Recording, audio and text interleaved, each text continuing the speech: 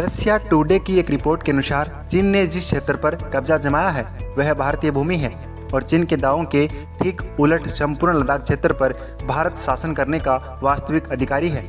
एक विशेषज्ञ से बातचीत के दौरान रशिया टुडे ने यह भी अनुमान लगाया है कि ये सारे कारनामे चीन सिर्फ इसलिए कर रहा है ताकि भारत को वह अपनी शक्ति प्रदर्शन से डरा सके, पर भारत भी चीन जैसे देशों से दबने वालों में से नहीं है।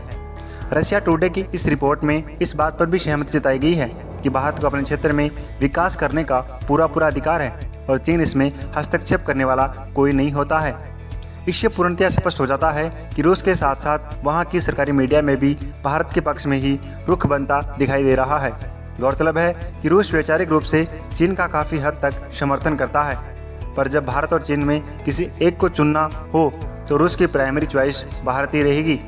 उदाहरण के लिए जब 1967 में चीन ने सिक्किम पर दावा ठोकते हुए नाथुला और चोला के पास पर भारत पर आक्रमण किया तो सोवियत संघ के तौर पर रूस यदि चाहता तो बड़े आराम से चीन का पक्ष लेकर भारत के लिए स्थिति और मुश्किल कर सकता था।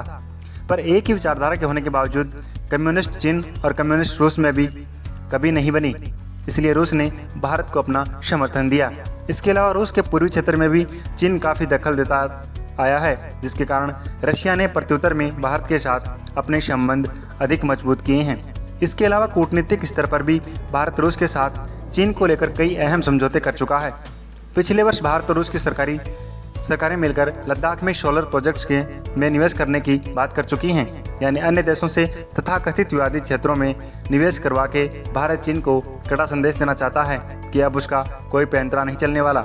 भारत और रूस या भारत और जापान के रिश्ते आर्थिक सहयोग के साथ साथ रणनीतिक सहयोग की बुनियाद पर भी टिके हैं। इसलिए जब भारत ने कश्मीर को लेकर इस वर्ष अगस्त में बड़ा फैसला लिया तो रशिया P5 देशों में पहला ऐसा देश बना जिसने भारत के इस कदम का समर्थन किया था।